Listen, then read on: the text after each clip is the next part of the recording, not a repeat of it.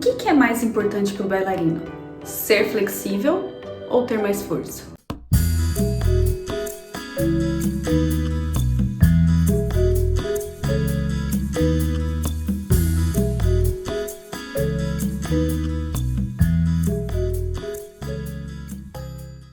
E aí, meu povo bailarinístico, como vão vocês? Eu sou a Tamires Reis e sejam muito bem-vindos a mais um novo vídeo aqui no canal.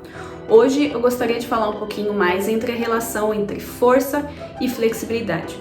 Qual que é mais importante para o bailarino? Qual bailarino que trabalha mais? Qual que interfere um no outro? Então fica aí que a gente vai falar um pouquinho sobre cada um. A gente sabe o quanto que a flexibilidade é importante e é visualmente bonita para os bailarinos. E o quanto que a gente trabalha bastante, tanto em aula, quanto pré-aula, quanto pós-aula, tanto as outras atividades que a gente acaba fazendo como forma complementar, como por exemplo Pilates, Gyrotonic, eles sempre trabalham muito a questão da flexibilidade e do alongamento. Mas será que é realmente só a flexibilidade que a gente precisa trabalhar? A gente sabe que a força e a flexibilidade são algumas das capacidades físicas que compõem a aptidão física de um atleta. Só que um não interpõe em cima do outro, ambos são extremamente importantes. Acontece que os bailarinos eles acabam dando um pouco mais de ênfase na flexibilidade e um pouco menos de ênfase na força, e isso acaba gerando alguns déficits em relação às capacidades físicas dos bailarinos. Só que eu vou explicar um pouquinho para vocês.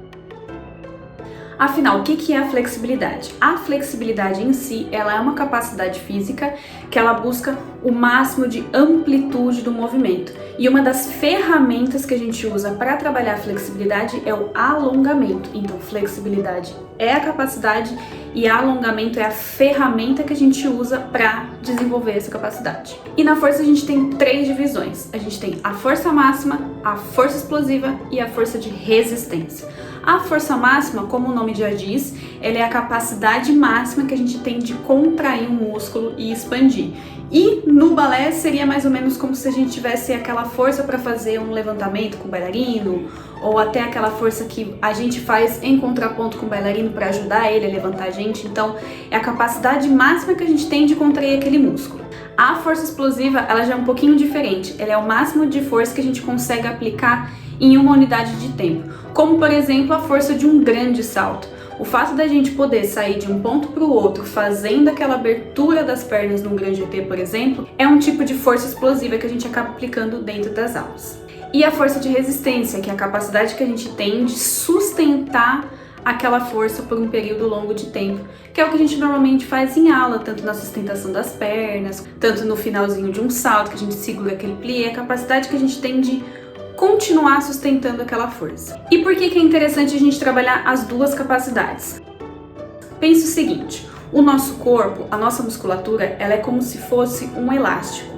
Se você tem um elástico pequeno e você estica ele e dobra várias vezes, ou estica ele por muito tempo, ele não vai ter tanta resistência. Uma hora você vai precisar voltar para o lugar. Quanto mais fibras você tiver, mais você consegue gerar essa força.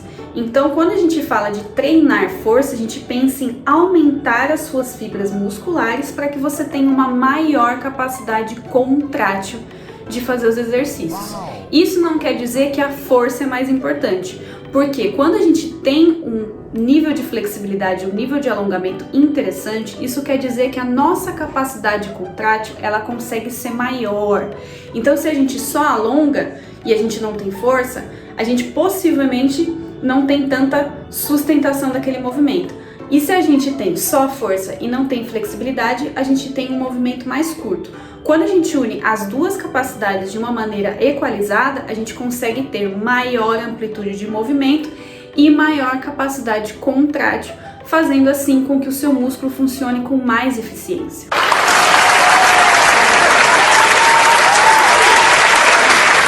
Além de que, quando a gente faz os nossos exercícios de força, a gente acaba trabalhando mais a musculatura. Enquanto quando a gente trabalha com a flexibilidade, com os alongamentos, a gente não está esticando apenas a musculatura. A gente alonga ligamento, alonga tendão, alonga fáscia. Então, tudo que compõe a musculatura, a nossa estrutura corporal, a gente acaba trabalhando dentro da flexibilidade, dentro do alongamento. Então, um acaba completando o outro.